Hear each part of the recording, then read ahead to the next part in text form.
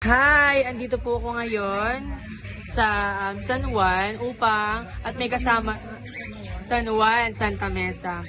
So, andito ako ngayon kasama ang ating mga mabubuting nurse, Raquel, at si Ma'am UK. Madam UK. So, ating talakayin kung ano nga ba ang kanilang pananaw ukol sa usapin ng flood control sa ating bansa. Unahin natin sa isang Batikana nurse na si Nurse Raquel. Usong-usong usapin sa baha ngayon.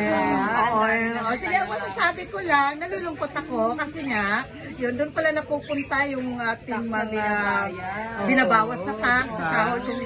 Oo, napupunta lang sa kanila, wala kahirap-hirap, na may pera na nga sila, is mas lalo pa nila kinamkam yung pera ng bayan. At ito tayo ngayon, itong mga mahihirap, na lumulusong sa baha. Kasama na ako sa nabibiktima dyan. Yes. Dahil yung mga may kaso ng leptospira.